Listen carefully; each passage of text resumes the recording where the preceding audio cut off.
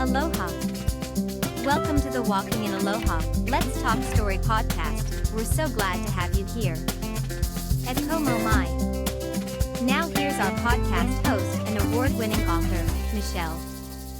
Aloha, everyone, and welcome to the Walking in Aloha, Let's Talk Story podcast. Happy New Year, everyone. We are here on a very special New Year's 2026 episode of the Walking in Aloha, Let's Talk Story podcast, where we are not just talking about goals, we are talking about delivering dreams. And I am your host, Michelle Ebalaroza Kawano. I'm a speaker, author, and creative coach, MAGEK for short. I know it's a very long name, but I want to ask you, have you ever felt called to more, but totally unsure about where to begin? Well, today's conversation is your permission slip to a new 2026. It's a whole new year.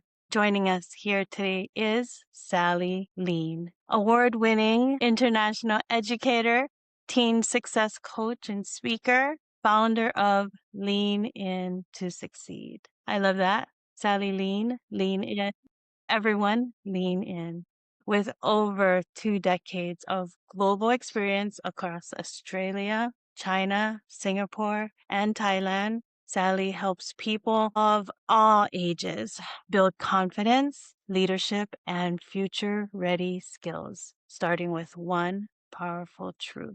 Your dreams are not random. They are your direction. So in this episode, Sally unpacks on how one day thinking keeps people stuck and how you can turn one day into a decision. We talk about clarity over comparison, courage over comfort, and why your dreams matters more than just writing down goals and just writing them down. So as you step into 2026, take a breath and let's just talk story because your time is now. Sally, thank you for joining us here. Before we start with all of the questions that I sent you, we always go through the Aloha framework, but I want to hear more about you and I want you to share a little bit about yourself to everyone here on the Walking in Aloha podcast. Well, first of all, thank you, Michelle. Happy New Year and aloha to you.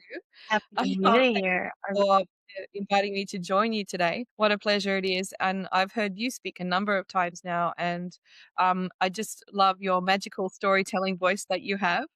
And your message as well, your personal journey is just so and you share it so powerfully. So what a pleasure to be here with you today. Thank you. So I guess I've had an interesting journey of my own, spending 22 years in Asia, living and working there. And I went first as a student and, one adventure led to another. One of the reasons or the inspiration, I guess, behind the messages that I share is my own journey. And, which sort of began as a teenager. I was a horsey girl and I was very fortunate to have been gifted a pony from the age of 6 by my parents, who were quite adventurous in their own ways as well. And I grew up around horses for the next 12 years and worked my way up through pony club, and I started getting into gymkhanas and showing and all that sort of thing. But I made it to, riding dressage and representing my zone at interstate dressage competitions and, all the amazing things that you do. And if you'd have asked teenage Sally back then what my big dream was, I would have told you, without hesitation, that I wanted to be selected to ride dressage at the Olympics one day and represent Australia. And so, that was my big dream, and I knew that would take a lot. But I was sustained by the fact that around that time, the gentleman who won the gold medal for dressage at the Olympics was 62 years old. I thought, excellent, I've got time to get there, However, sadly, when I finished school, I had to sell my horse, and in order to be able to afford to go away to university, for the next stage, the next dream, I guess, in life. It was the day that the news drove away with my little beautiful horse in their trailer. I was like, MG, now what? And I remember going home and I had my bedroom was festooned with all my ribbons and sashes hanging vertically all around. I didn't have anything else on the walls, just all these ribbons and sashes and trophies on the bookshelf and all that sort of thing. And I started packing everything into a box, piece by piece. And, as you can imagine, tears streaming, heartbroken. And I just so clearly remember packing all my trophies into this box and going out into my parents' garage and finding a kind of a spot in the corner shelf way up in the corner of the garage, out of the way, where I figured nobody would kind of mess with the box, and put it way up there in the top shelf of the garage. And I didn't realize until years later that I'd left my Olympic dream on the shelf that date. And so it was lost. Unfortunately, I was moving into the next phase of life and went away to university to follow another dream. But it just, it was so devastating at the time. And yet, in having the courage to do what I needed to do in order to follow my next dream, which was to have to sell my horse so that I could afford to go to university, one thing led to another. And I was going to university to study languages, which I'd studied in middle school, but then we moved and I didn't have the opportunity to study in high school. And I knew that's sort of where I wanted to go with things, because I was hoping that perhaps if I focused on language and build some other skills as well, but I could maybe have the opportunity to live and work overseas. So, and the language that it was compulsory for me to learn in middle school in Melbourne, actually, Melbourne, Australia, where I am. Or I'm not living there now, but was in Melbourne. And we had to study Chinese. So it was very strange back then in the 1980s. Don't do the math on that, by the way, to be in middle school in the 80s, and have compulsory to study Chinese was very rare, in Australia. And so it was just really such an amazing opportunity that ended up opening so many wonderful things for me. And off I went to university, and I think it was during my second year, I heard about an opportunity to do a year in Asia. They called it a year in Asia program. So go for a year of in-country experience. So, I followed my heart and I thought, yeah, and my parents were crazy enough to allow me to go off, wandering off in the early 90s, to this far-flung country where before the days of internet or anything like that, we had snail mail. You had to write a letter in those days or make an expensive international phone call. And so, and that year in China was such an amazing, incredible adventure that it inspired me to really go on and to do more and learn more about my, about the language and the history and culture and all of that. I ended up getting a job, first of all, as a teacher in Australia, teaching Chinese, yes, with this face. And later on, after a few years, I was offered the opportunity to go and work in China at an international school. So teaching international kids Chinese. And you can imagine the pressure that I felt as a second language speaker, surrounded by 1.4 billion native speakers of the language. It was really, and so for a few years I was very quiet. I, quite happy sharing with my students in my class and making the odd speech here and there, for educational situations, not really putting myself out there. And it was only when I did a personal breakthrough program that really things shifted for me. And I realized that I had two voices and I needed to be stepping up and using my voice to make a difference in the world. And so I overcame that fear of speaking Chinese, and instead of worrying about getting it right, I just got into the realm of connecting with people, right? People to people. So we're just connecting and yeah, it was just a huge shift for me, and it made such a difference. And so when one day an opportunity came up, a friend of a friend, one of those introductions, right? Friend of a friend contacted me and said that a friend of his was coming to work in Beijing, and could I help her out and, keep an eye on things and all of that. I said, of course I will, and made contact. And after a couple of weeks, she was busy settling in or trying, getting her feet on the ground. We went out for dinner. I said, what are you doing here? And she said, oh, I'm a producer for the Seven Network Australia, and I'm here to set up for the television coverage of the Beijing Olympics. And so we chatted a little bit, and I said, do you need any interpreters by any chance? And she said, yes, we do. I said, I'm interested. She said, great, you're in. Wow. So it was absolutely fantastic. So I helped her, to find an apartment and, introduced her to a very reliable, trustable, local maid who could clean for her and do all those things to make sure she was supported so she could focus on her work. And it was just wonderful. So I ended up, there I was on opening night of the Beijing Olympics in Beijing, right there at the Bird's Nest Stadium with the fireworks going off, over the stadium, and the incredible roar of the crowds around the city. It sounded like rolling thunder as everyone was cheering, like 30 million people around Beijing cheering. Wow. It was just, goosebumps, right? You can imagine. And I suddenly realized that my Olympic dream had just come true, only in a very different way than what I'd experienced, right? As a teenager and what I'd hoped for as a teenager. And so when I talk about dreams, it's not the random dreams that we have at night, which is a whole other function of clearing our subconscious and doing all those things. It's our dreams in life that we have and we hold. And as we all know as adults, what sometimes happens is that we get busy. Life starts lifing, and you go to school, and maybe you go to college or university, or maybe you start working. But either way, at some point you start to focus on your career, and you find perhaps a partner, and then you might be thinking about buying a house, and you get a mortgage, and you have kids, and life is lifing, right? And as you get busier and more involved and immersed in things, what often happens is that those dreams that we had when we were younger, or maybe that were so dear to us at one point, sort of get left by the wayside, left in the dust of what's gone before, because there's so many other things that happen. As we know, when we are working towards a big goal or a dream that's really drives our passion and interest, life feels very different than when we're just doing the hamster on the wheel thing, right? Doing what we need to do because we have to do it, paying the bills, doing the things and all of that. It's not that it's totally joyless, but we lose that passion and that inspiration that can happen otherwise. Yeah, if I can just share one more thing too, the inspiration, I guess, really came out of a few years ago during COVID. Everyone remembers COVID, right?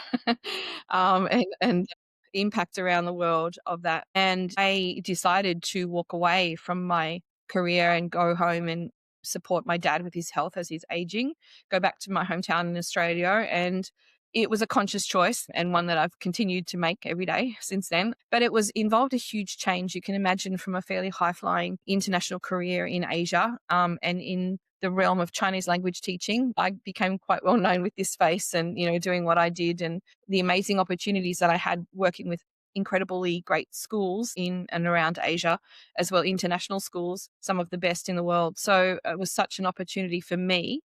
And I really, when I came back to Australia, I thought, all right, I'll allow 6 months sabbatical. I'll sort of do some coaching, personal coaching, and sort of clear, whatever needs clearing, and refocus and find my way forward and figure out, find a job and do the things. And what I didn't e- even understand or allow for was the impact of stepping away from a career that had been very much immersed in. And the impact of that was that I lost my identity, of who I'd been, and all the things that I'd been working for over 20 years. And, and as I said, one thing led to another thing, led to another thing. And these incredible opportunities, like being involved for 6 weeks, at the Beijing Olympics in 2008, incredible opportunities. I got to meet incredible people from all around the world doing all sorts of amazing things with their work in China, international people. And I made really beautiful, incredible Chinese friends as well along the way. So when I came back to Australia, to my hometown, I had some old friends there. Most people had moved away, but I thought, oh gosh, so who am I in the world? And I didn't have the next dream, the next step in place, because I didn't know what might come next. And I didn't know what I'd be able to create from, downtown Wagga Wagga, Australia. I mean, it's a beautiful small city, regional city in Australia, but it's not, a city of tens of millions of people like I was used to living in Asia for many years, right? So it's like, now what?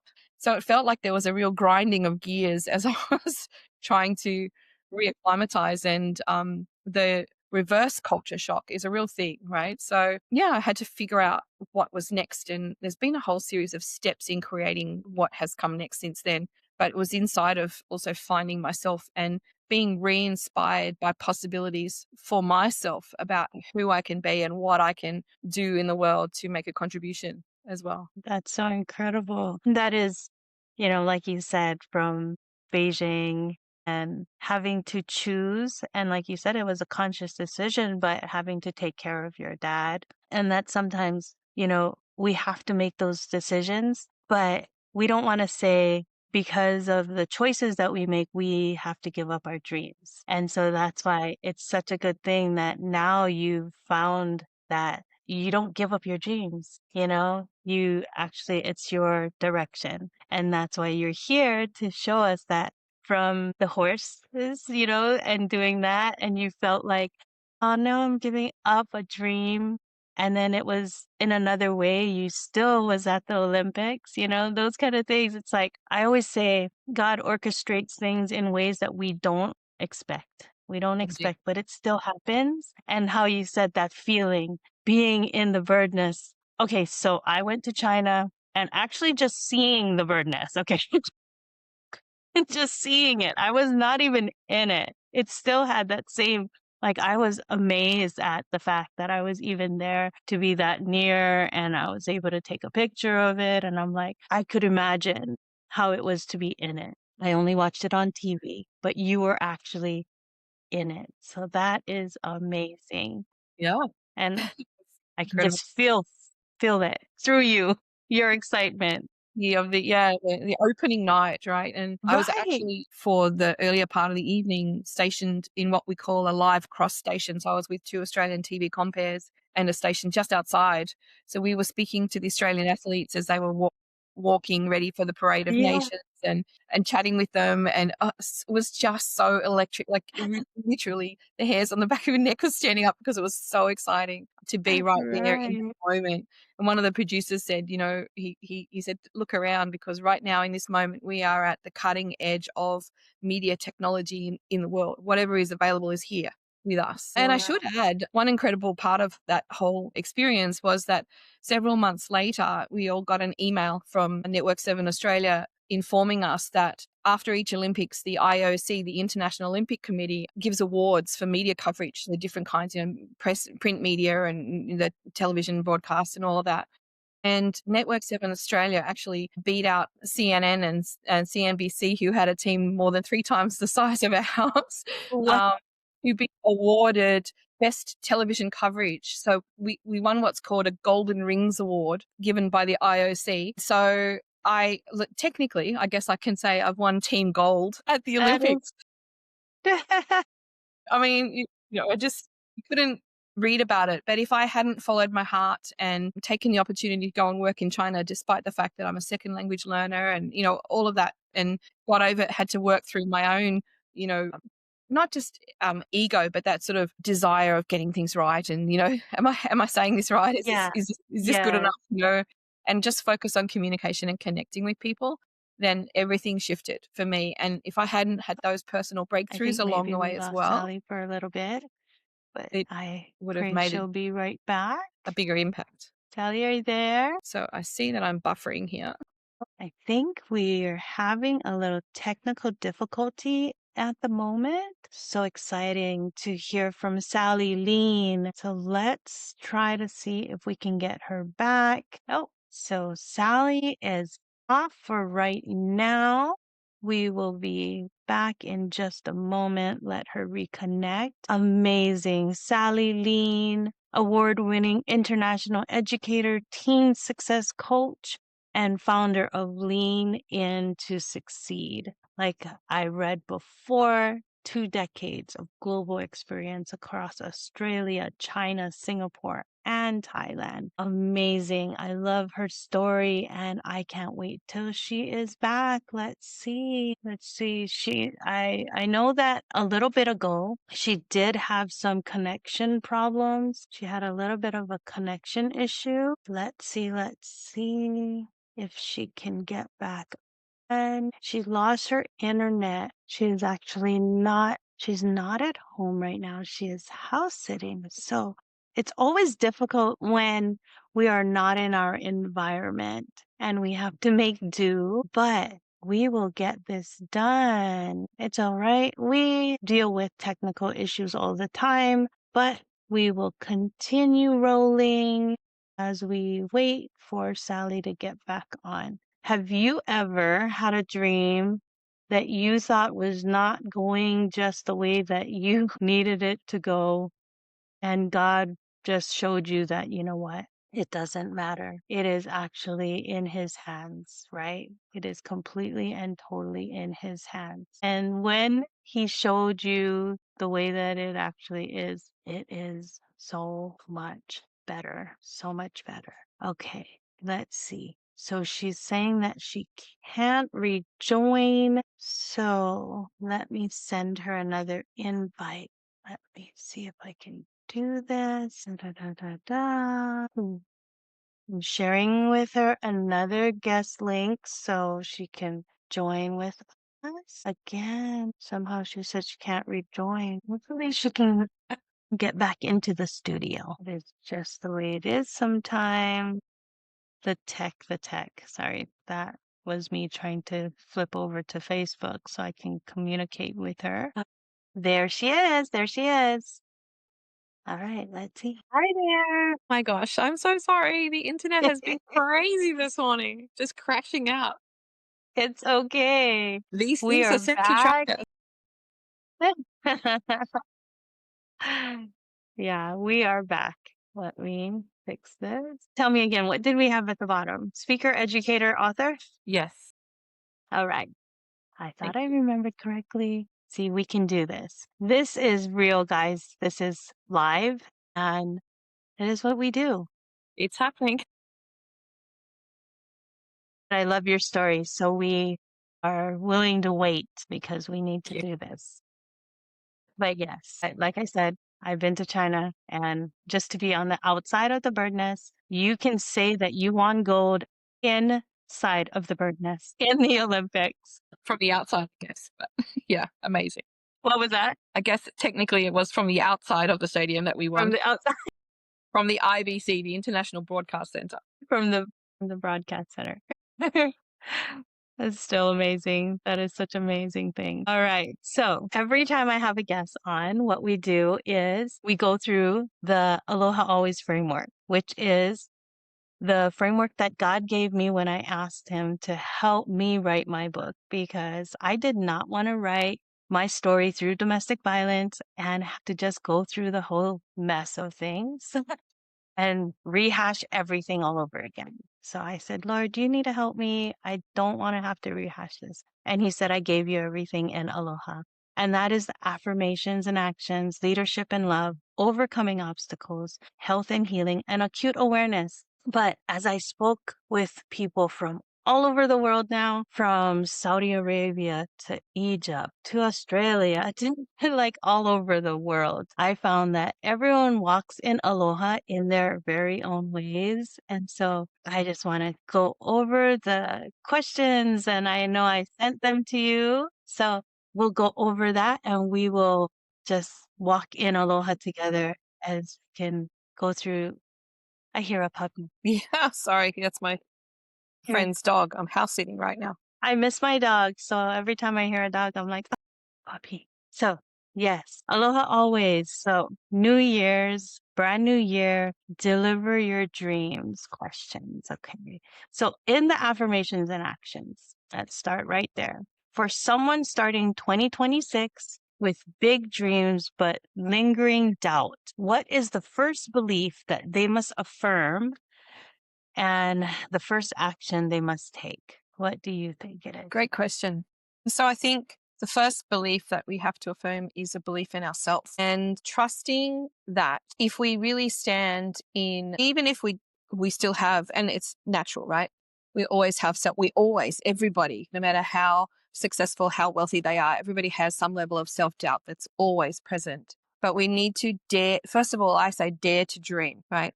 Dare to believe that maybe what if it could be possible? Maybe in this moment right now, I don't know how to get from here to there. But if I dare to dream it, first of all, dream, and I dare to share it. So find some trusted people that you can share. Is there an echo, Michelle? I think it's because the microphone is rubbing on your shirt. Okay. Is that better There's now? a little bit of sound. Yeah. Okay. Yeah. I know all these tech things, right? Yes, if we dare to dream and then declare it and share it with people who we trust and we love, but who will hold us accountable to make sure that we don't just let it go and fade away. And then we can start the new year, I think, by, we talk about building backwards, right? So standing out there in that dream, make some smaller goals, because every small goal adds up to being a stepping stone on the journey toward those bigger dreams or bigger goals that we have. So start with bite-sized pieces. So dream it, declare it, and share it with trusted people who will hold you accountable, who will check in and say, hey, how's it going? And trust the process. Trust that you're going to meet people along the way. If you are willing to share and you're willing to ask people for advice along the way, that people will come, show up in your world and be magnetized, and manifested into your journey to help you along the way. Yeah. So I think start there, definitely. That is so good. Like I always say, it's those small little changes, because it's how they say, in order to change your direction, you need to change. You can't keep running on that same path, like that same groove. You know how you're like stuck in those grooves? If you want to get out of that, you need to make those small incremental changes. And it's those small little steps that's going to get you to where you want to go. So, Absolutely. how do daily actions, not just annual goals, turn dreams into lived directions? It is the small things that we do on a daily basis, like building new habits or standing in a new level of yourself where you're daring to take, and I call it everyday courage, small actions of courage on a daily basis, in the direction of your dreams. Now, it's never a straight line. It often goes its way, side to side. We go uphill and down dale, and it's all of that, the journey, right? However, each low point means, if we hit so-called rock bottom along the way, if we leave the rocks out of our pockets in the bottom of the of the hole, the next time we trip in and fall down the next hole, it won't be so low because we've got the lessons from the last experience. So So, learn the daily lessons, take the daily action, no matter how small it is, even if it is just to create a vision board and look at it and say your dream out loud to yourself every day. Something simple as that to keep it present in your mind and in your being for yourself. yeah, so good. I like that vision board, things like that, where something there to be your daily reminder. I actually, because everybody's on Facebook all the time, even if they don't want to admit it. No, I'm just kidding. But, the cover page, that one part of the top of your Facebook page, I changed that on mine so that it can be my reminder. So every time I'm on Facebook or whatever, there is that reminder there. Mm. So yeah, that is one thing that someone can do so that it is like a daily, right? You want to be there and have it daily. I actually have a vision board actually on the back of my door that I go out of every day, so that when I walk out, it's right there. I have to see it before I leave for the day. Those things. So, Another one that I saw a number of years ago and I started doing is to create a password that has a reminder, some sort of reminder about your goal in there, or yeah. your current thing, that the current step that you're working on, or the bigger step if you're okay with that. For me, I love to have the bigger vision there. It's sort of like when you work in an organization, you have this big vision and mission, and then everyone has Mhm. their targets to contribute along the way, right? So sometimes the big dream, the big vision, or the big vision can be a little daunting. So sometimes it's easier to start with the current goal, the thing, the first stepping stone, and then the next stepping stone. So yeah, change your passwords too. So when you're signing into Yeah. things, you're reminding yourself every time. That's a good one. I love that. Yeah. And also the save screen on your phone. Put something there, with a statement or something. And for me, I think one of the most powerful things that I've learned is that it's not just about, when you do have a big dream or a big mission, it's daunting, right? And who you are in this moment, maybe you don't know how you're going to get yourself there. So I like to start with those manageable steps and focus on this step and then the next step and then the next step after that. And it makes it more manageable, but also not just the doing. Don't just create a do list. We're human beings, not human doings. So we need to think about who we're being along the way. And whoever I have been up until right now in this moment chatting with you has got me here, but that version of me will not get me to those bigger goals out there in my future. So I need to think about the being, and creating new habits and new habits of being as well, being intentional about the choices that you make in each moment. We can't control what happens to us and around us, but we can control our reactions to it. Who we are when we react, who we are when we're managing the things and sometimes terrible things that happen in life Yeah. that you and I have both experienced in different ways. So yes, there's always something, but that's where our personal control and personal power comes in as well, by who we're being in each moment. and each challenge along the way. Standing, That's so important. yeah, reminded, all the big guys, Tony Robbins and all, they all talk about, future, like creating from the future. So who do you have to be in order to be the CEO of that big company that you want to create, or that, the CEO of your own dreams, right? Who do you have to be that person? And it means giving up the smallness. It means giving up, I talk about not just leaning in. Sheryl Sandberg made that saying famous, but it's my name, so I claimed it back. Lean in, but you also have to lean out. Where do you need to lean out along the way? So creating new habits, choosing not to sit and watch hours of television or binge watch something on the weekend, and actually use your time and your energy in another way, more constructively. Yeah, that is one thing that I'm actually doing for the new year, is to not bring the habits that I had in the past, right? Last year, like it was so long ago. Yeah. Last year, not bringing those habits, which is I did spend so much time working on my computer and everything like that, that I forgot to get up and take time to exercise or move or whatever. And I realized that I had more hours in front of my laptop, and I can't do that. It's not healthy on your body. It's not healthy on your eyes. It's not healthy, period, to just be sitting at your laptop for hours on end. So what I did was I actually now schedule it in to move, right? You only have 25 minutes and then you get up. So things like that, you have to schedule it in so Yes. that it is important. And it is important that we are not human doings, we are human beings. So we need to be and not Yes. just continue to do. So that is so Yes. good. So very good. And in the leadership and love part, you teach that dreams give direction. I love that. How does honoring your dreams help us lead ourselves and others with more love and intention? When we are in the realm of human doings, some mornings it feels hard to get out of bed, right? It's like, ugh, got to go to work. Ugh, I've got to go to school if you're still a student. Ugh, I've got to go to lectures, whatever. Oh, I've got to go and I've got to do my taxes. Oh, there's always something that we don't necessarily want to look forward to.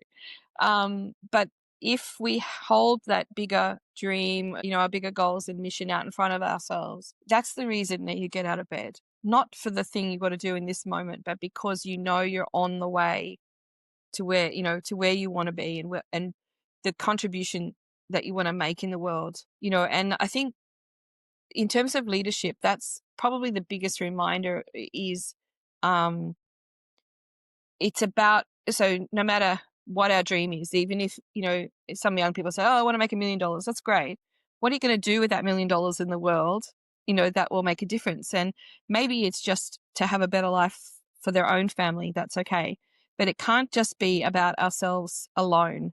We don't live in a silo. Sometimes we work like that, but we don't live in a silo. And so thinking about who we are in the world and how we can make that bigger difference. And so every small thing, there's now I've forgotten, I think an admiral from the Navy who is there's a gold cast little film documentary of him speaking and saying, get up in the morning and make your bed, in terms of being in the services and things like that.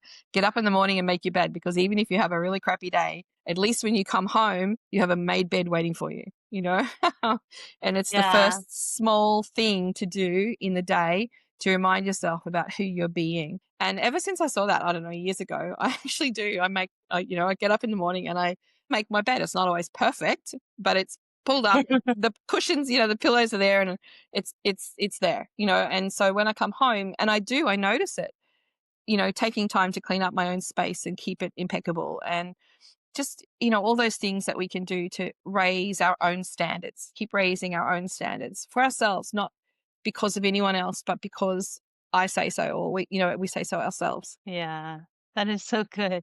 I have to remember that because, like I said, we all get busy, but I have to only speak for myself. I'm in and out. And so there's a lot of times I leave a mess because it's like I'm busy and I do that and then I'm off doing something else. But yeah, it doesn't feel good to come back to that. Mhm. You have a busy day and you're at work and you come back and you're like, now I got to deal with the mess. Yes. but you already had a long, busy day. So yeah, it is so much better. Like you said, just get it done. And so I am a huge investor in my own education because I have to train myself up all the Likewise. time.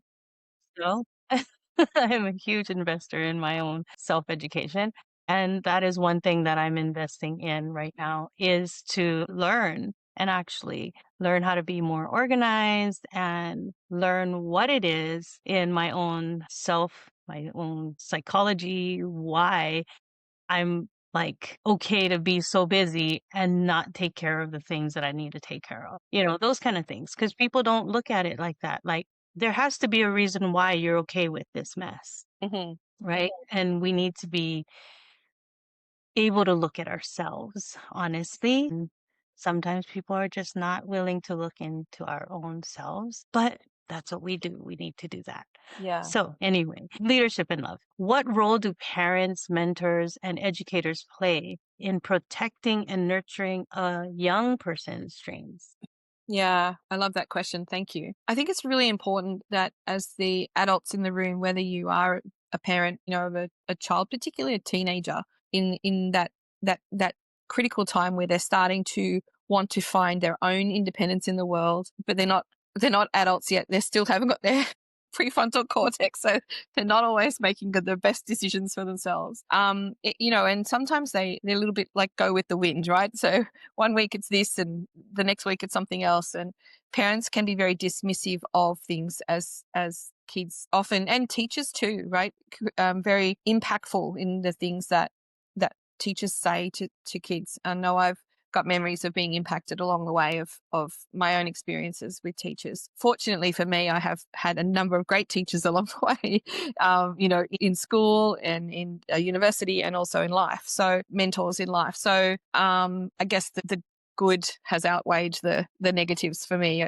But it's so impactful. So instead of poo-pooing when a child or a young person, teenager in particular, sort of says, look, I have this idea, I want to become an artist, or I want to become a musician. And instead of going, don't be silly, you'll never make money doing that. We can't say that anymore because it's a very different world than when we as parents and educators were younger. So anything really is possible. And my best advice is to explore it with them. Ask some curious questions like, wow, what would that be like? How do you think, you might be able to make money doing that? Have you investigated ways that artists go about, or musicians go about getting themselves known? Do you know, how they use social media and, what's all, have you done any research into that? Ask the curious questions instead of shutting it down. And you very quickly find with teenagers whether it's something that they really are committed into or it's just the latest fad, right?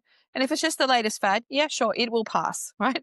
This too shall pass. However, if it is something that's dear to them, it will sustain throughout other fads that may come and go. There'll be a sort of common denominator throughout it all where they come back to. So encourage that. And instead of allowing our judgment to pop up, which does naturally, somebody says something and we go, oh, don't be silly. Instead of doing that, sort of that reactive type thing, just take a breath, especially for parents when the kid says something and you think, here we go. Take a breath, pause, and then bring curiosity to responding to them and ask them questions and have them stop and think and maybe explore some more and explore together. Take that opportunity to sit down and research on the internet and find some examples of people who've been successful at it and all that sort of. And I don't mean, the Taylor Swifts of the world. I mean more like local people. Somebody maybe, if they're interested in music, go and find a musician they can speak to. Make some real connections, because nowadays we have devices and devices often get in between where we are and where we think we want to be, because it seems like, influences all over the internet and all of these influences that young people have now. It's not always realistic, or they don't have a realistic view of what's truly possible. You can't just take your laptop and go sit in a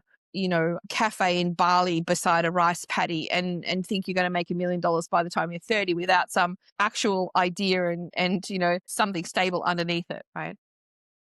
Yeah. My granddaughter, she was really young and it was the cutest thing because I was like asking her like, who are you? What do you want to do? You know, those kind of things, like just those questions. And she's like, I'm an artist, and she just came out with it. Like she was so clear on the fact that I'm an artist. And I'm like, you are an artist, and from that moment, it was who she was. It didn't matter how old, like she's older now and she's always had a sketchbook in hand and drawing pencils, and I always buy things for her that is in that artist realm, like anything to do with art. And I wanted to try for myself. I don't even know what it's called, but like drawing and on a digital pad. Mm. I don't even know what it's called. But anyway, I was having a hard time because it doesn't feel the same like I paint. I actually do acrylic painting and I cannot draw with a pencil, and that's her thing, right? She loves to sketch with a pencil. She one time told me I got her all these color pencils and things and pens, and she's like, Grandma, I don't do color. I'm like, okay. But, like you said, if it's their thing, you don't poo poo on whatever they're doing, and you don't go, I think you should be doing color. You're like, great. How many pencils can I get you that doesn't have color, right? You know what I mean? Let me get you this whole pencil set. Here you go. But she just was so sure she doesn't do color, she just do pencil. And I was like, anything else you need? And so in that, she has gone through so much. And when I showed her the iPad, and I'm like, oh my gosh, grandma's been trying to do this and I don't even know how. She picked it up and she's over there drawing and like using her little fingers to zoom in and draw and flip it around. And she is all over that thing, like as if she had it forever. Well, And she's a I digital literally just native, placed right? it. Yes, yeah. I was so amazed, and I'm watching her going, "My gosh, I think I need to get you an iPad." I always say, if you're It having was any trouble with tech, ask the crazy. nearest 8-year-old. They'll figure it out. Yeah, but, just the fact that when she first said it, like, she was so sure, "I'm an artist." I Mhm. said, "You know what? That you are." Because it lives inside of you, and I think it's when we get older, when people start telling us, "No, you're not. That's not what you do. You're never gonna make money on that. You need to be doing this." That's when all of those things start Yeah, falling away, exactly. right? And I remember one of my education heroes, the late Sir Ken Robinson, in his first and I think most viewed TED Talk from like 2006. He talks about Mhm. how schools kill creativity, and the traditional education system kind of educates young children out of their creativity, and they have to become very left-brained and still non-creative, right? That's not entirely true, broad statement, but that was his kind of proposition in this TED talk. And then he shared a story about a little girl who was in class, drawing quietly one day, unusually quietly, and the teacher said, "Well, what are you drawing?" And she said, "I'm drawing God." And the teacher said, "But nobody knows what God looks like." And she said, "Well, the little girl says they will in a minute." Right? I love that. I love that creativity that little people have. And Yeah. if only we can keep that encouraged and supported and nurtured, as they grow, Yeah. then it may or may not. It might be something that they will, move away from, as they grow and age. But it doesn't matter. At least they've had that capacity to know themselves creatively and being supported and encouraged in it. Yeah, Mhm. Yep, build so that good. foundation of confidence. Yeah. So in overcoming obstacles, the O in Aloha, one day thinking keeps people waiting. What mindset shifts help people move from dreaming into doing? Yes, great question. So, overcoming obstacles. I think we are our own biggest obstacles. So, Yeah. the research says that men have the little voice in their head, and sometimes women have a whole group. There's like a committee in there, really going at it. And we really need to share our dreams. If depending on who it is, then if you're the boss of an organization, it's your vision that leads the whole organization, right? So right down to being a young teenager, if you have the courage to share with people who you can trust to support you in that, and not try to pull you out of it, then that's the biggest gift we can give the people around us, is our listening and our support and our encouragement. So in terms of overcoming obstacles, I think that's the biggest one, is to share it instead of one day, someday. Because if you just write down it's just a wish. If you write down your dream and there's no sort of timing on it, it's one of the reasons why we talk about SMART goals. I know everybody at work who works professionally and even at schools, the students create SMART goals, and that's great. However, it is still important that we do that. We share it, we say it, we name a time, and it might be 5 years, it might be 10 years, and then what's the next stepping stone in the next month, in the next 3 months, the next 6 months, the next year? Like, what are those smaller stepping stones along the way? So name it, share it, and give a time in your head for yourself. Now that might shift. It might take you longer, but I know from my own experience, you never give up on your dreams. They'll wait. They'll wait for you as long as you leave them there and don't, I guess, to switch off the light or blow out the candle on that. But if you just keep the candle there and you're just wishing and hoping, one day, please, dear God, help me make my dreams come true. That there's a saying that God helps those who help themselves, right? So we need to be actively taking action. Yes, obstacles will happen, right? We will get tripped up. And I remember a very dear friend sharing to me many years ago that one of the biggest ingredients for success is failure.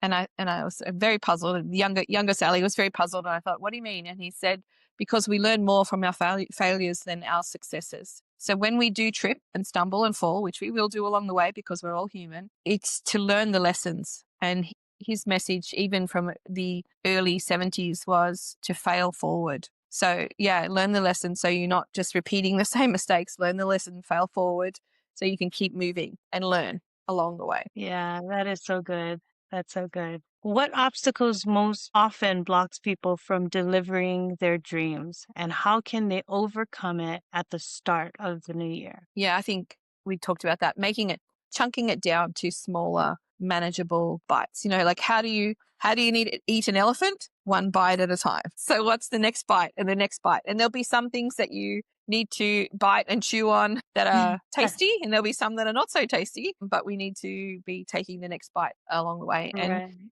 the more people that we build in our network around us, and friends, but also professionally over the years who support us, then the more we can keep winning. That's so good. Yeah, because when it looks so big, like you were saying, daunting, then you kind of move away from it because it's just too big. It's too hard to handle, So that is good. And One what bite at a happens time. sometimes the wind blows and our torch, I use the Olympic reference, right? So if we think about our big dream as our own Olympic torch, as something that we're moving toward, like that lights the way for us. Two things that I love the torch metaphor, because not only does the torch light our own way, but we can hold our torch to light the way for others as well.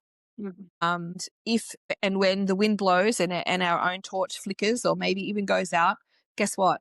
Somebody else can relight our torch with theirs, and their torch is not diminished, and nor is ours, by sharing our torch with people along the way. So sharing our light and our dreams and courage along the way as well makes the journey even more worthwhile. Yeah, that is why it's so important to stay within community and, with people. So the A in Aloha is health and healing. So many people carry disappointments from past years. How do you help people heal from deferred dreams without giving up on the future? There's many ways, of seeking support and help for active, I guess I like to call it active healing, not so much passive Yeah, and hoping that one day, someday I'll feel better.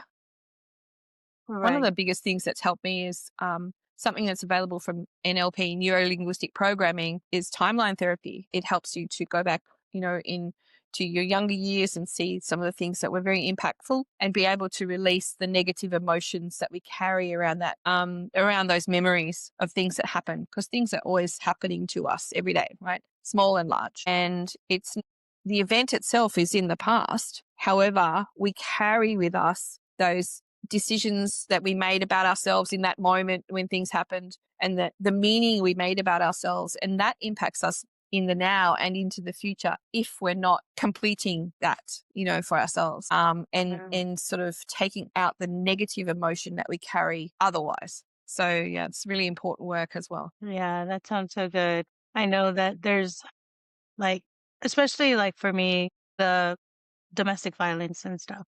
I could have carried it with me, you know what I mean? But I love it when people hear me speak and I've heard people so many times tell me it's amazing on how you speak about it. It's like you're speaking from a healed place and we don't hear the pain anymore. And I like that. I like to tell people that I want to tell you my story because I know that it'll help people who are still in it, but there's healing in that.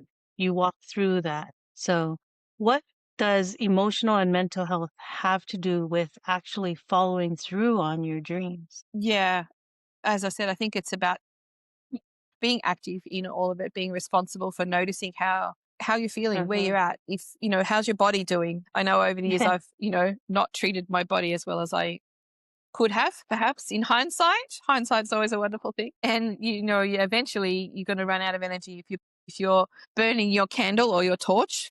We're going with that metaphor at both ends, right? Eventually it does run down. So we do need to really take care of ourselves along the way and find those ways. If sitting still in meditation for 10 minutes or 20 minutes every day is not your thing, it might be that you go for a quiet walk, in an area that's peaceful for you, whether it's in the, in Australia, we say the bush or in the woods or, whatever, your local park, whatever is available to you that works for you. And I think that's one thing that I've had to learn is figuring out what works for me and having the courage to say, yeah, thank you for sharing that. That doesn't resonate. I'm doing this and this, and I can see that, and you learn from people along the way, but how to adjust things and level yourself up. But yeah, find your own ways that work, but be Yeah, active in that, not passive, waiting for something to show up, right? You have to go looking. right, right. Like you said, you don't want to just be like waiting. You do truly have to be moving in that. Yes. Because for me, I was stuck in that silence of domestic violence. And until I started actually moving through that healing, there was no change. There is absolutely no change when you're just staying still, right? It's in that momentum, it's in that movement that we actually have that change. And I think, like it says, the emotional and mental health that you have with actually following through on your dreams is that when you don't, there's a feeling of loss, a feeling of lack. And then when you are actually following your dreams and then you actually see them come to pass, you're like, and there's so much healing in that. Because I know for myself, when I wrote my book and when I won the award for it, I knew that all of the pain that I went through had some kind of significant meaning. All of the things that you went through, you're like, it wasn't for nothing. And God has a purpose and a plan for your life, not to put you through pain, not to put you through the things that hurt, but He doesn't waste the pain that you've been through, Yeah, and 100% those agree. things. Dr. Yeah. DeMartini, John DeMartini talks about that as well. Yeah. It's his version of finding the silver lining, but being able to really dig down through those even our most painful moments in life and find, even if it is to understand that you wouldn't be so courageous now had you not gone through what you've gone through, right? I too have a background with, that includes domestic violence along the way, childhood trauma, and it's hard work sometimes letting go of some of the stuff around that, and also being responsible for what's your own thing to own inside of all of that. That can be very uncomfortable. But then Yeah. when you do the work and actively move yourself through the spaces to heal, speaking from the scar, not from the wound. When it's a raw wound, it's kind of messy and it's hard to speak from in a way that's not stuck in it, it's still Huh. raw. But when you can speak from the scar and from the lessons, it's so, so powerful to be able to share and help people along the way as well. Yes. And in that, you give people hope. Indeed. That's what they see in you. You give them hope. So the A in acute awareness in Aloha is acute awareness. how can our listeners recognize whether a dream is truly directing them or distracting them? Because we do often suffer from that, shiny object syndrome, right? It's like, oh, let me go over here and Yeah. try this thing. And oh, maybe this will be fun. I can do that. And it's really about becoming a powerful editor of your own life, I think, and having the courage to sit still and think, and ask questions of your trusted people as well. People who are further ahead of you, not the people around you who maybe haven't done that thing before, or find the people who have done those things or something similar, right? Who have had success, and ask them as well for advice. Build those mentors around you you can go to and ask the deeper questions. Yeah. So, how do they know if it's a distraction? It will be something, and not to say that we can't enjoy some of the distractions along the way. There's some fun, shiny things that come up right along the way. Absolutely. But it needs to, I think, looking for alignment. Does this align with the direction that I'm taking, where I want to go with in life, with my dream, toward my dreams? Looking for the alignment piece. You know quickly if it's a side detour or if it is actually in alignment. And if you're not sure, just ask somebody and get, or maybe 2 or 3 people and get their feedback about what they hear. I know for me, when I'm sharing with, and I'm seeking that advice, sometimes even just in sharing with a trusted friend, I can hear it in my own voice, whether I'm worried. If I'm still concerned and worried about it, then maybe that's not the thing. But if I'm really inspired and I feel lit up and I sound lit up when I'm talking about this possibility or something along the way, then, all it is to look and see how to make that next shiny thing, aligned with. And so it's not a detour, it's actually in alignment with your path. Yeah. I think that's my best advice. Like, I like that you use the word alignment. Alignment is my word of the year for 2026. And I was speaking to someone else and she was saying, "Oh my gosh, that's my word too." And she said that it's funny how it's, she heard it from someone else. It was their word too. And so she said, "I'm seeing that a lot where alignment is a theme for 2026." Mm, And I'm like, you know, that that is a good thing because I think uh I had Dr. Ben Clinton on a podcast before, and we were talking about how last year was hard for a lot of people, and especially here in the US where there was like a government shutdown that was the mm, longest in history. It was the longest in history. It was like 50 somewhat days. And people when I was speaking to other people in other countries, they're like, how does your government do that? How do they just shut down? And my husband and I both work for the federal government. And so we both were like not getting paid for that long. can't even imagine. And, they're like, how do you do that? And the one thing that I was saying was that when we decided to serve the federal government, we took the oath, we decided to wear the uniform, and we said that we would serve. And it was that decision that kept us there during the time of the shutdown also. We knew that if everyone walked out, what kind of chaos it would cause. And so we're like, so those kind of decisions, like, need to continue even though. And I think that is the same principles when you are looking at your own dreams, when you're looking at your own, like, are you just going to walk out or are you going to say, this is what I wanted to do. This is my dream. This is something that I wanted all this time. I'm going to walk it through no matter how it is for now. Like you said, some of it may be tasty, some of it may not be so tasty, but necessary, right? Because sometimes those things that's not so tasty is actually necessary, like vitamins, right? Like when you take your vitamins, those things are not so tasty, but it is necessary. And Yeah. so it Medicine. may be hard. Chinese medicine never Yes, tastes any yes, good, but it's really good for you. there you go. Sometimes things don't taste so good, but it is actually very good for you. And Yeah. it like closing up on the health and healing part, right? Yeah. It Oh, is if true. that health and healing. It is through that where we have to decide what is best for us. Sometimes it is not easiest. It is not the, like we think like it is so hard, but it is better. You don't want to exercise, but it is better. You don't want to take that 30 minutes to go take a walk. You're like, oh, but I'm so busy. I should be doing this. No, 30 minutes of taking that time to exercise is so much better for your health. That is why it is important for you to take that time. Self-investment, right? Investing in Yes, yourself. yeah. And in the long run, that is the most important part. It's like if you don't take that time, there's a pastor, Andrew Moment, and he has a book called Leadership. You're going to hear a lot of noise. Sorry about that.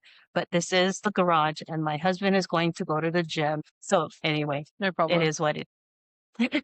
Really, just And pretend we don't hear anything. yeah, we do that all the time. It's real life. It's live.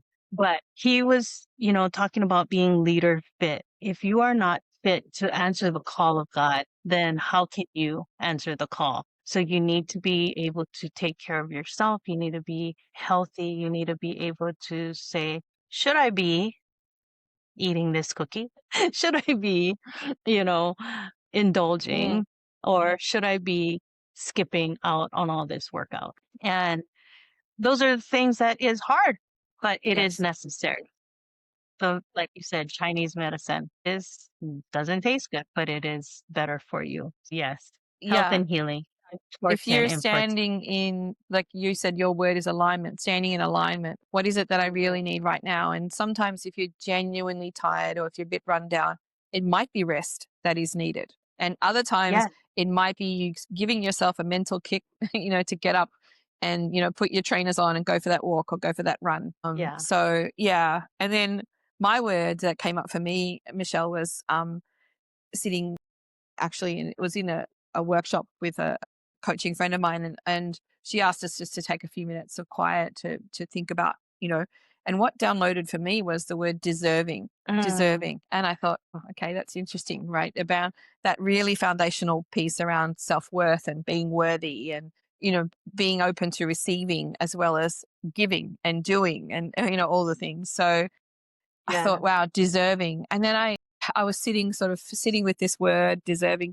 And then I realized, I thought, oh, D is a negative prefix, right? The D is actually has a negative connotation. So and then I thought, oh, and it made me pause for a moment. And I realized if I take the D out, out of deserving, it becomes just serving.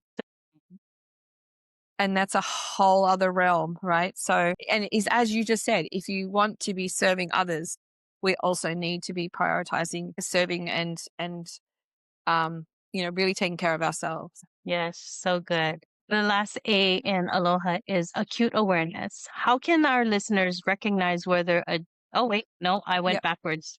I already read that. Yeah. So what signs show someone that they're already walking in alignment with their dream, even if the outcome isn't visible? This is so good because how many times people think that it's just going to be right? You just think it's going to be like that. Yes. I am walking in my dream and it's just going to be like that. And why can't I see it yet? So what signs show someone that they're already walking in alignment with their dreams, even if the outcome isn't visible yet? Yes. I think, first of all, that we are being called to grow. It's not coming easy, even in this world of instant gratification that we all live in, right? IG is not just about Instagram. It's also about instant gratification. Instant gratification. The Insta world, right? Everything's got to be instant. I want it now. I want what I want and I want it now. But something that is worthwhile will call us forward. It calls us into a new level of being. It calls us into a new level of doing. And if you're being called, yes, some days you feel tired and you might be grumpy, but you're still through that. The through thread is pulling you forward. And if it's not doing that for you, then it's not the bigger dream. You need to keep looking for what is beyond what you're kind of stuck in or working inside of right now, and look for that bigger thing that will cause that deep inspiration. Because to inspire is to breathe life into, or to put breath into something. So it must inspire you. So if you're not feeling inspired to keep going and to keep aiming toward that dream, then you need to look again. That's a good one. I never looked at it like that. If it's because like you said, it's to breathe into. And aloha is actually that. It's alo, which is the closeness. Alo is, and then ha is breath. So if inspires to breathe into it, and if it's not inspiring you, because you figure if you can't breathe in it every day, why Yes. continue it, right? Exactly. And so that can't be what your dream is because you're not going to be breathing into it every day. Yes. So that is a good way to look at it. Like, so Yeah, and there might be some big goals that you have in your career that you want to achieve, and that's more power to people who want to, who know that they're building towards something there.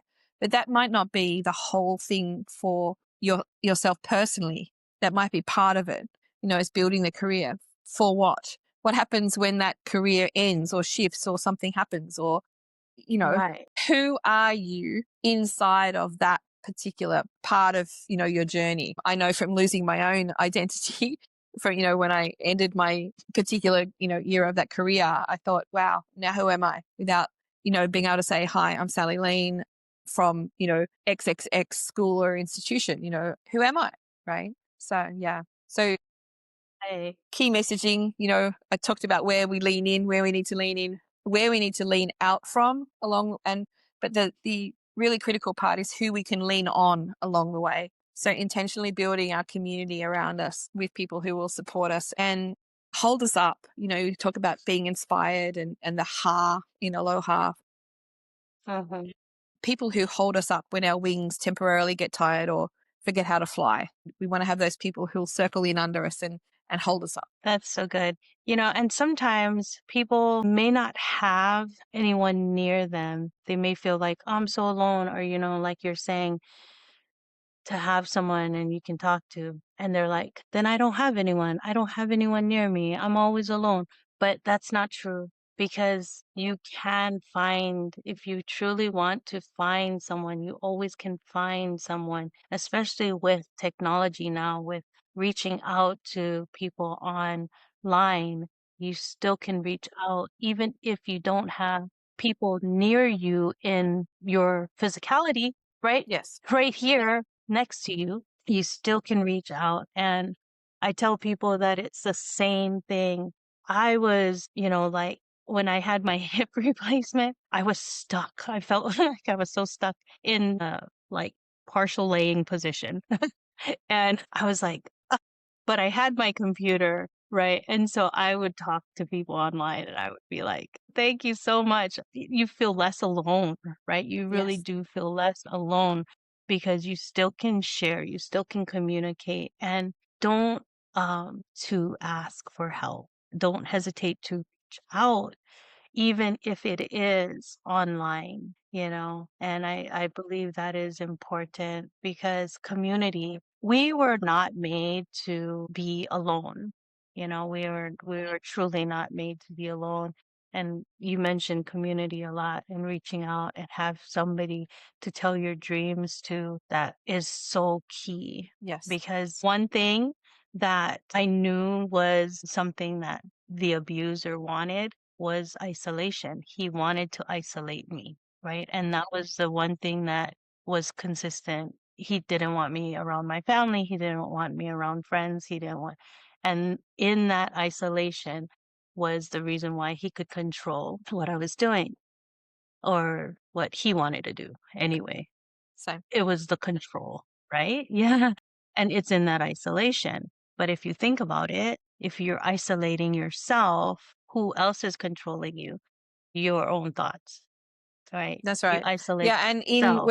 in the troubled times, if we're stuck in our head, there's a Yes. saying: if you're in your head, Yeah. you're dead. Yes, But exactly. and I heard someone say, if you're in your head, you're dead. If you're in your heart, you're smart. So, instead of sitting and thinking I have nothing positive to share, woe is me, going around and around in circles, just share something, speak out, ask for help. And, you've got to be your own champion as well. Sometimes it's, Uh-huh. you got to tell that voice in your head. I think of it like the two old guys in the Muppets. If you ever saw the Muppet Show, up on the balcony, like, Yeah.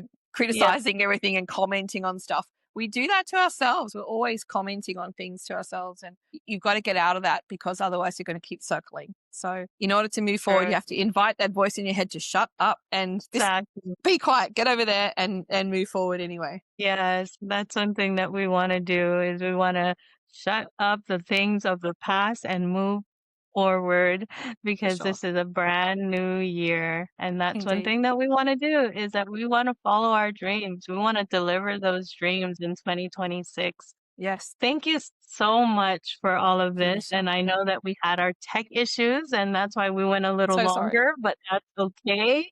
We are good. This was beautiful. Thank you so much.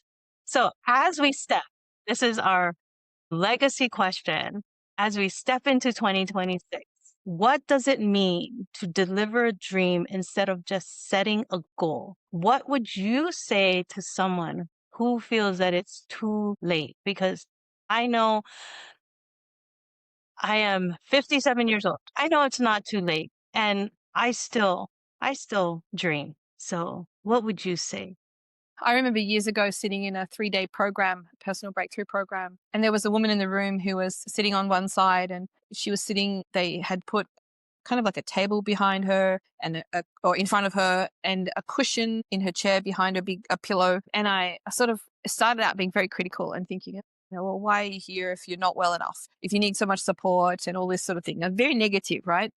Judgments happening. And toward the end of that program, I think maybe on the third day, she stood up very slowly and, obviously with some labor involved in standing up. And she took the microphone and she shared and she said, I have cancer, and not just a little bit of cancer. It's all through my body. It's through my bones.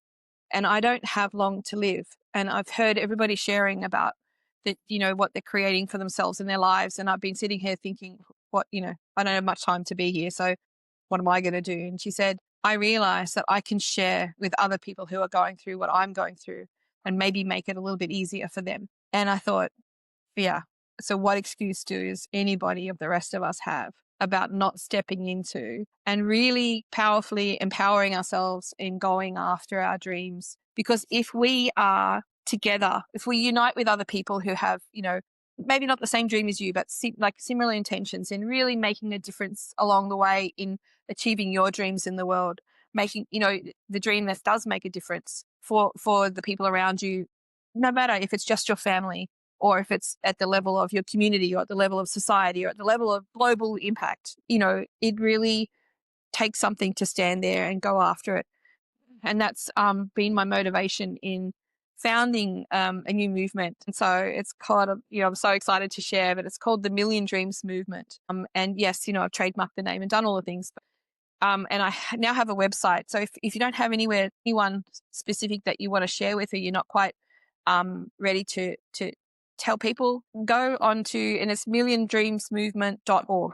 Go on there and there's a form you can fill in and share your dream. And then there'll be regular updates around, just ideas and tips about how to keep your dream alive and, how to deal with your humanity along the way that will kind of try to knock you off your path. Our own humanity is, and then other people's humanity gets in the way sometimes. So managing that so that we still keep moving forward and knowing that I'm here climbing my mountain, which is exhausting sometimes, and sometimes you slide back down and sometimes you get stuck somewhere on a plateau. But if I'm climbing my mountain and I can look across and I can see you, Michelle, on your mountain just over there where you are, climbing your mountain as well, dealing with the stuff that's coming at you, same thing, sliding down the mountain, all the things that happen, right? And everybody else around us is on their mountain and we're all climbing. And sometimes we're resting, but then we keep climbing. So it's important that we know that we're all on our own mountain. So keep going, share it, and come share on this. It's just a simple kind of landing page, but share it and then get regular updates to remind you to keep your big dreams alive. That is so good. A Million Dreams Movement, .org. .org. For you to bring up the woman who had cancer and what excuses do we have, right? And I was so lucky to meet Where is it? I don't have it near me. Oh, here it is. I know I had it near me. Nick, I can never say his name, but Oh, Life yes, Without you could Limbs, use right? it. Yes. Yes. And so I was blessed to meet him and to give him a hug. Wow. But hearing him, right, even like that, a life without limbs, and he's such a powerful speaker. And what excuses do we have? We can live our dreams. We can do what we can do if we just continue to walk in our dreams, walk in aloha, live the dream that God gave us and live our God potential life. So good. Thank you so much for reminding us that our dreams are not just wishful thinking, and that they are actually directional invitations. The milliondreamsmovement.org. I am going to Yeah. go on there. I'm going to put my dream in there just so that I can Yeah. have somebody keep me accountable into my dreams, because everyone knows that we all have that where things don't feel like it's going right. But to have that community, Mm. I just love it. You Yeah. are amazing. You are amazing. So to everyone listening, Likewise. thank you. As we step into 2026, don't abandon your dreams because the calendar changed. It's just a calendar change. Let it be the year that you stop waiting for permission and start walking in purpose. Because it isn't about pressure. It isn't about, doing like we are being, right? It's not about Not doing. about It's about comparison alignment. either. We don't Yes, compare it's to other not people. about If somebody else's dream is bigger than yours, who cares? Their dream is not your dream. exactly. We all walk in our own shoes. So it's about alignment, it's about obedience, and it's about beginning. You have to start somewhere. So express yourself. We are created by the Creator to be creatives, and that's what we are. Don't wait. Your time is now, right now. So walk Not in one aloha. day. Today is day Yeah. one, right? Yes, today is day one. It's not one day, it's day one. Day one. Even though it's January 2nd, it is still day one today, Tomorrow will right be now. day one as well if we let it as well. If we allow it and if it's in Yeah. alignment, every new action is day one and day one and day one. There is Every only now. step. Every step. That's right. Your time is now. So walk in aloha, deliver your dreams, and never, ever forget. Your voice is your superpower, and what God has planned for you is now. So just don't forget your dreams. Thank you again, Sally, for being here. Everyone, this is Sally Lean. Lean in and go and do it. Go to the Yes. milliondreams.org, Million Dreams Million, Movement. million dreams. Yes, milliondreamsmovement.org.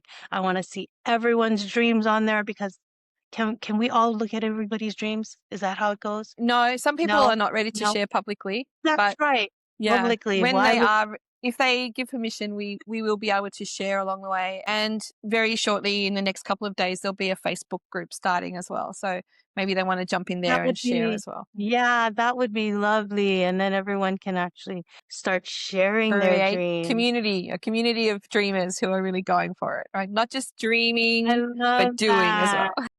A community of dreamers. Yes, that is incredible.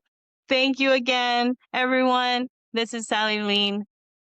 Thank you, Michelle. Do reach out to her.